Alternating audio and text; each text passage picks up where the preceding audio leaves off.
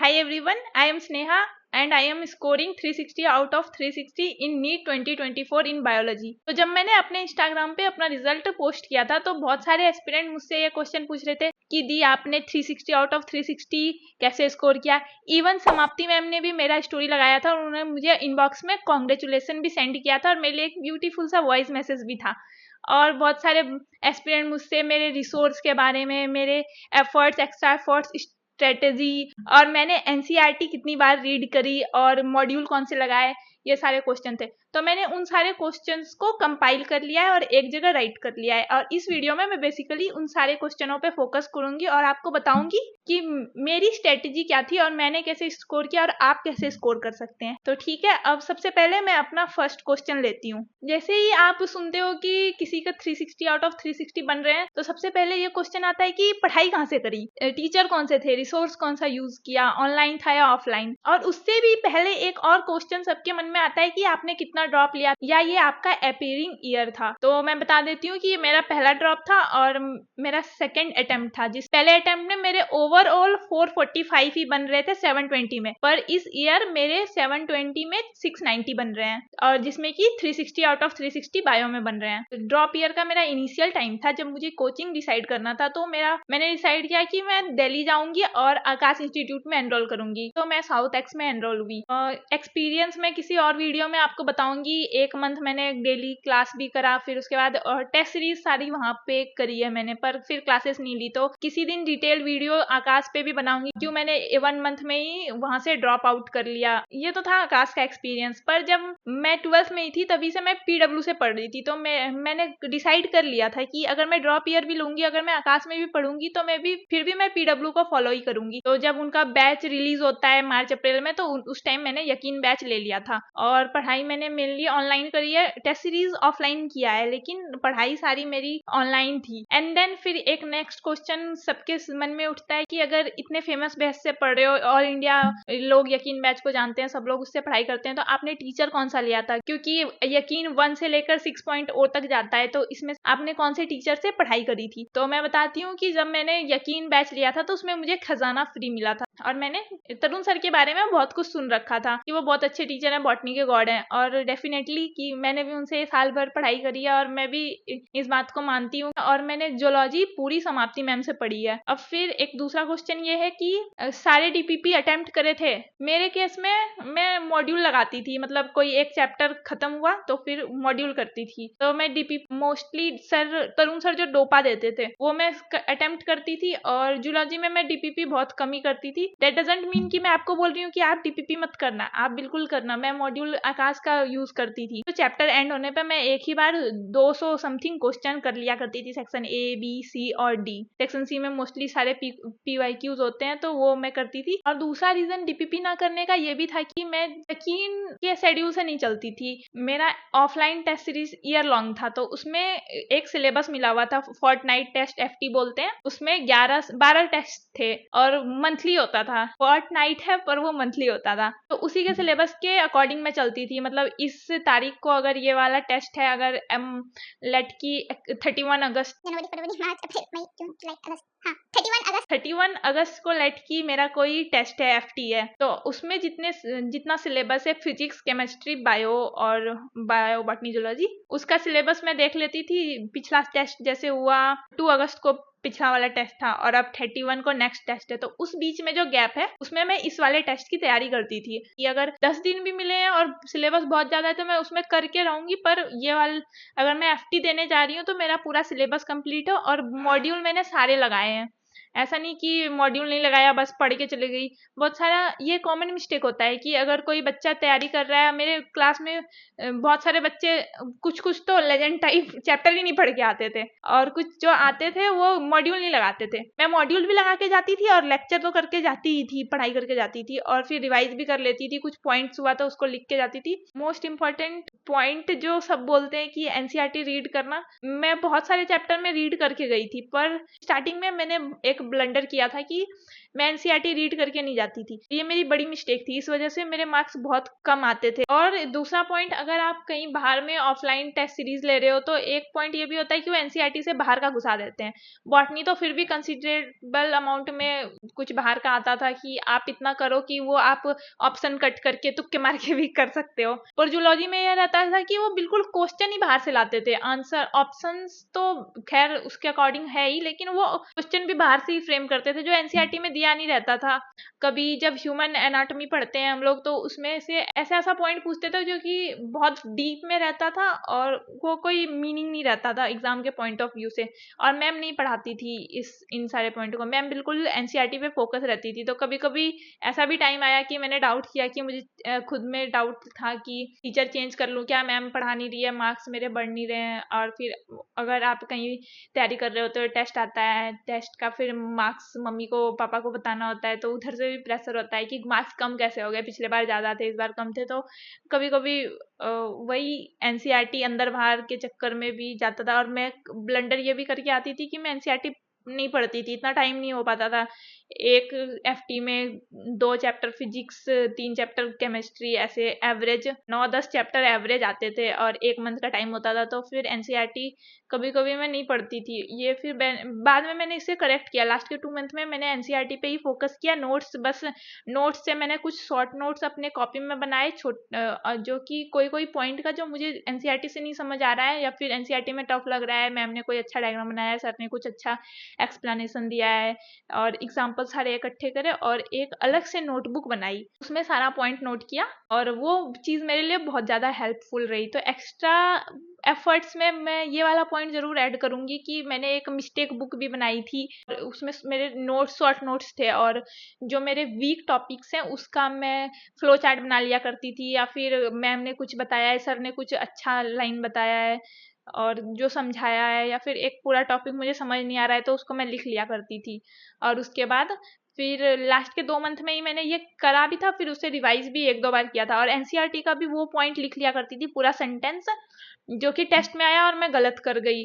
2 chapter में बताना चाहूंगी specially, photosynthesis in higher plants और रेस्पिरेशन इन प्लांट्स। ये 2 चैप्टर मेरे लिए बहुत कर्स टाइप थे, बिल्कुल याद ही नहीं होता था। C3 C4 पाथवे, उसमें रिएक्शंस, ग्लाइकोलिसिस की रिएक्शंस, और फिर कहाँ पे कितने एटीपी यूज हो रहे हैं। तो इस चीज को मैंने एक अलग वे में अब मैंने खुद कैसे याद किया ये बता रही हूँ। इस चैप्टर में बहुत सारे ऐसे पाथवे होते हैं जो कि आप भूल जाते हो या फिर याद नहीं रहता कितना एटीपी जा रहा है। ऐसे गंदे गंदे चैप्टर पता नहीं क्यों था, ये याद नहीं होता था। और मैंने इसमें बहुत सारा अपना एफर्ट्स डाला है, बहुत मेहनत की है इस चैप्टर को तैयार करने में। इन 2 चैप्टर्स के मैंने ना एनसीईआरटी को रट लिया था बिल्कुल। 2-3 पेज ऐसे रोज पढ़ती थी। लास्ट का जब मेरा 2 महीना था, 1 महीना था, जब फुल सिलेबस टेस्ट हो रहा था, तो मैं क्या किया करती थी ना कि जब भी टेस्ट से पहले जाऊं तो उस चैप्टर की एनसीईआरटी जरूर रीड करती और डायग्राम देख लिया करती थी कि अगर ये ग्लाइकोलिसिस का ऐसे पाथवे बनाया हुआ है तो उसमें कहाँ पे क्या आया, कहाँ से क्या निकला। और एनसीईआरटी से बाहर नहीं गई। तरुण सर ने इसमें पूरा स्टेप बताया था, सारा एंजाइम बताया था, लेकिन मैंने एनसीईआरटी उस टाइम फॉलो किया क्योंकि वो मुझे याद नहीं हो रहा था, सर से और ज़्यादा कंफ्यूज हो रही थी। और ये वाला चैप्टर मैं जब अपना फर्स्ट टाइम पढ़ रही थी 11 में, मैंने ये चैप्टर भी नहीं पढ़ा था, तो ये थोड़ा सा मेरे लिए टफ भी था। और मैं और एक पॉइंट यहाँ अपना मेंशन करना चाहूंगी कि इन दोनों चैप्टर को मैंने और अपने तरीके से कैसे तैयार किया, अपना और क्या एफर्ट डाला कि ये वाला चैप्टर मेरा फिर तैयार हो गया फाइनली। मैं ना लैपटॉप में क्लास किया करती थी, तो क्या था कि अब मुझे ना बार बार कॉपी खोल खोल के इन सारे रिएक्शंस को देखना होता था। और एक ही साथ मैं कंफ्यूज भी हो रही थी कि बहुत सारे नाम है, एक ही पाथवे का 2 नाम था और फिर 2 पाथवे का केल्विन साइकिल और ग्लाइकोलिसिस में मैं कंफ्यूज हो जाती थी कि ये दोनों एक ही हैं या अलग अलग हैं। तो इस चीज़ को सॉर्ट आउट करने के लिए वो जो पाथवे मुझे टफ लग रहा था उसका मैंने फोटो खींचा, उसको लैपटॉप पे सेंड किया और उसके बाद उसकी लैपटॉप पे वॉलपेपर लगा ली। और मेरा पूरा टाइम लैपटॉप खुला रहता था कभी उसमें और जैसे कि कोई ऐसा टेस्ट सीरीज जो कि ऑफलाइन चल रहा है और मैंने परचेज नहीं किया है, आकाश का ही लास्ट टाइम जो टेस्ट होता है फाइनल टेस्ट सीरीज, वो मैंने परचेज नहीं किया था, तो वो मैं टेलीग्राम से देख के और खुद ही अटेम्प्ट कर लिया करती थी घर में। तो जब भी फिर सारे ऐप्स को मिनिमाइज कर देती थी तो सामने वही वाला स्क्रीन खुल जाता था जिसमें मैंने अपने पाथवेज लिख रखे हैं। उसी दिन मैं कम से कम 10 बार देख ही लेती थी, याद करने की कोशिश करती थी। और जब मैं उस पाथवे को देख रही होती थी ना, तो बगल में मेरी एनसीईआरटी खुली होती थी। जैसे मैंने यहाँ पे एक पाथवे देखा, फिर उसके बाद एनसीईआरटी रीड करी और उसको उस चीज़ से वेरीफाई किया। फिर उसमें ये वाला पॉइंट भी आउट किया कि ये वाला पॉइंट एनसीईआरटी में नहीं दे रखा है, तो इस पॉइंट को नहीं याद करना, छोड़ो, अभी मेरे पास टाइम भी नहीं है। जितना इसमें दिया है वही चीज़ उससे कनेक्ट करके मैं याद कर लेती थी। जैसे कि सिर्फ एनसीईआरटी रीड करना उस टॉपिक की जो आपको नहीं आता है ना, थोड़ा सा ब्लैंड लगता है। तो फिर आपके सामने अगर वो फ्लो चार्ट खुल रखा हो, ये आपके खुद के नोट्स होते हैं, तो फिर वो चीज़ रिकॉल होने लगती है और इन दोनों को मिला के फिर आपको सही लगने लगता है, याद रखने में ईजी हो जाता है। तो मैंने भी यही किया था। और जो एनसीईआरटी से थोड़ा बाहर का पॉइंट था वो उसको मैंने हटा ही दिया, मैंने नहीं तैयार किया था। तो लास्ट में ये वाला चीज़ इंपॉर्टेंट होता है, जैसे कि आपने साल भर कितना ही बाहर से पढ़ लिया हो, पर फिर एंड में तो एनसीईआरटी ही काम आती है। तो इस वजह से एनसीईआरटी पे ज़्यादा मेरा फोकस रहता था लास्ट के मंथ में। शुरू में तो मैं भी एक्स्ट्रा में गई थी, जैसे अब कभी कभी मार्क्स नहीं आते थे, उधर से प्रेशर आ रहा था, होता था फैमिली का, तो फिर उनके एम मॉड्यूल में जो एक्सप्लेनेशन होता है, पहले चैप्टर के स्टार्टिंग में जो चैप्टर की ब्रीफिंग की होती है, उससे भी मैंने पॉइंट्स याद किया था। फिर वो मुझे कहीं कहीं पॉइंटलेस लग रहा था, तो लास्टली तो सबको छोड़ना ही होता है। फाइनली तो सबको पता है कि एनसीईआरटी रीड करनी होती है। अब नेक्स्ट क्वेश्चन ये है कि मैंने कितनी बार मॉड्यूल्स रीड करा या फिर मॉड्यूल्स अटेम्प्ट किया। तो मॉड्यूल बेसिकली मैंने 2 बार अटेम्प्ट किया था। पहली बार में तो section A B C D 4 sections होते थे। ए में आपको एनसीईआरटी बेस्ड क्वेश्चन, वो बहुत छोटा होता है, 15 से 20 क्वेश्चन होता है। सेक्शन बी में एनसीईआरटी से थोड़ा सा बाहर जाता है, ऐसे एक्स्ट्रा प्रैक्टिस के लिए होता है। और थर्ड में पीवाईक्यूज होते हैं। फोर्थ में एनसीईआरटी बूस्टर, जो बिल्कुल ही एनसीईआरटी से बाहर ही जा रहा होता है। तो फर्स्ट टाइम तो मैंने चारों लगाया था। सेक्शन डी के क्वेश्चन को गूगल करके उसी के जगह पे एक्सप्लेनेशन भी लिख लिया करती थी और फिर उसे याद नहीं करती थी, बस कि एक बार दिमाग में चला गया, मैं दोबारा कभी रिवाइज भी नहीं करने गई उस सारे पॉइंट को। और दूसरी बार, ये पहली बार मॉड्यूल जो अटेम्प्ट करना होता था वो मैं एफटी से पहले करती थी। और जब दूसरी बार मैंने कब अटेम्प्ट किया था, नीट एग्जाम से जो हमारे पहले जो होते हैं ना फुल सिलेबस टेस्ट, वो 1 मंथ में था हमारा पूरा। अप्रैल में 4 टेस्ट थे हर संडे संडे। तो उससे पहले मैंने सेक्शन सी के क्वेश्चन अटेम्प्ट किए थे। सेक्शन सी मतलब पीवाईक्यूज, और उन चैप्टर के कुछ कुछ चैप्टर का छोड़ दिए थे। ऐसा नहीं है कि सारे ही चैप्टर का सेक्शन सी उठा के कर रही हूँ।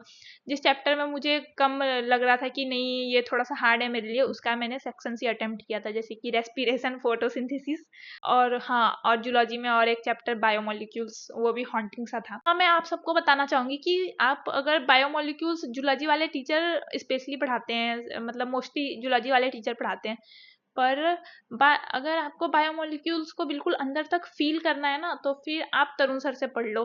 मैंने बायोमोलिक्यूल्स 3 बार पढ़ाई करा है। पहली बार तो इंस्टीट्यूट में, और उन्होंने ना बायोमोलिक्यूल्स पढ़ाया नहीं, उन्होंने मुझे डरा दिया, सही बता रही हूँ। वो इतना ज़्यादा एक्स्ट्रा बता रहे थे, बहुत सारे कार्बोहाइड्रेट, ढेर सारे स्ट्रक्चर बनवाए जा रहे थे, और बहुत सारे मतलब रेफिनोज और कौन कौन सा बहुत एक्स्ट्रा बता रहे थे। और कम से कम 10-12 स्ट्रक्चर बताए, और फिर क्लासिफिकेशन में भी बहुत सारा एग्जाम्पल भर दिया कि मुझे ना डर ही लगने लगा था। तो इस फियर की वजह से फिर मैंने ना दोबारा समाप्ति मैम से पढ़ाई किया। समाप्ति मैम, और मैं एक चीज़ बता रही हूँ, ये मेरा पर्सनल ओपिनियन है, ऐसा नहीं है कि सबके लिए ये सही होता है। मुझे बायोमोलिक्यूल्स काइंड ऑफ उनसे समझ नहीं आया था। ये रीज़न ये भी हो सकता है कि बेसिक्स कमज़ोर थे उस टाइम, मैंने पूरा 11 नहीं पढ़ा था, 12th बस पढ़ा था, उसके बाद फिर 11 शुरू से पढ़ रही थी। जो भी रीज़न रहा होगा, मुझे उनसे उतना समझ नहीं आया था, और फिर डर ही लग रहा था। और मेरी तरफ से भी कमी थी कि मैंने बहुत बार उन सारे स्ट्रक्चर को प्रैक्टिस नहीं किया। तो उस टाइम मैंने एफटी दे दिया था, मतलब समाप्ति मैम से मैंने बायोमोलिक्यूल्स पढ़ा, उसके बाद फिर एफटी दिया। ठीक ठाक था बायोमोलिक्यूल्स, मतलब नंबर अच्छे आए थे कि इतना कि 160 जूलॉजी में थे, और एक ही चैप्टर जूलॉजी बायोमोलिक्यूल्स का ही टेस्ट था। फिर जब AIATS होने लगे, ऑल इंडिया टेस्ट सीरीज, उस टाइम मुझे बायोमोलिक्यूल्स बहुत ज़्यादा डरावना लग रहा था। मतलब लग रहा था कि कॉन्फिडेंस नहीं आ रहा था, बार बार वो हॉन्टिंग सा चैप्टर था, मैं उसे पलट के देखना भी नहीं चाह रही थी, नोट्स नहीं रिकॉल नहीं कर पा रही थी नोट्स को। तो रेदर देन कि मैं उसमें फिर से दोबारा एफर्ट्स डालूं, मेरा शुरू से ही जब मैं तरुण सर से पढ़ रही थी उतना ईयर लॉन्ग, जब मैंने उनसे पढ़ा, मैंने सोचा कि काश सर भी बायोमोलिक्यूल्स पढ़ा रहे होते हैं ऐसे करके। तो मैं यूट्यूब पे जाके सर्च किया करती थी कि तरुण सर बायोमोलिक्यूल्स, और उनका एक वीडियो भी मिला था कि वन शॉट में था, बहुत लंबा वीडियो था। फिर वो मुझे ना सही नहीं लगा, मतलब कि वन शॉट में उस टाइम जब मैं पहली बार पढ़ रही थी तो सब बोलते हैं ना कि शॉर्टकट में नहीं जाना चाहिए और वन शॉट तो नहीं देखना चाहिए, लॉन्ग लेक्चर्स देखो पहली बार जब पढ़ रहे हो। तो इस वजह से मैंने उनसे नहीं पढ़ा, समाप्ति मन से ही पढ़ा। फिर जनवरी के टाइम में जब मैंने एक बार फिर से सर्च किया यूट्यूब पे, तो वो पायरेटेड वीडियोस होते हैं ना कि चुरा के फिर पोस्ट करना होता है, तो उसमें मुझे दिख गया था तरुण सर का बायोमोलिक्यूल्स, वो जो अपना संकल्प भारत चला रहे थे, तो उसमें एक बैच में उन्होंने पढ़ाया था। उनका मेरे ख्याल से 13 से 14 लेक्चर थे, और लास्ट लेक्चर मिसिंग भी था, लास्ट लेक्चर का कोई एक पार्ट। वो जनवरी के टाइम में खुद रस चल रहा होता है बहुत सारा, एफटी तो बिल्कुल ही रैशनलाइज नहीं था। जब लास्ट के जो 2-3 एफटी थे उसमें बिल्कुल ट्वेल्थ का आधा आधा सिलेबस डाल दिया था कि आधा ट्वेल्थ एक एफटी में, दूसरा आधा ट्वेल्थ एक एफटी में, और दूसरा वाला जो लास्ट का जो एफटी था उसमें बस 15 दिन का टाइम था और वो पूरा ट्वेल्थ था। और मैं तो शुरू से 11th क्लास को ही फॉलो 11th क्लास में पूरे एफटी को ही फॉलो करती आ रही थी, तो काइंड ऑफ स्ट्रेस देने वाला था। पर एक प्लस पॉइंट मेरे पास ये था कि मैंने ट्वेल्थ पढ़ रखा था, तो बस वो रिवाइज ही करना था ट्वेल्थ क्लास का। और उस टाइम बहुत ज़्यादा रस चलते हुए भी मैंने बायोमोलिक्यूल्स पढ़ा उन सर से। उस टाइम का मेरा रूटीन बहुत ही ज़्यादा खराब हो गया था, मैंने अपना बायोलॉजिकल क्लॉक बिल्कुल बिगाड़ लिया था।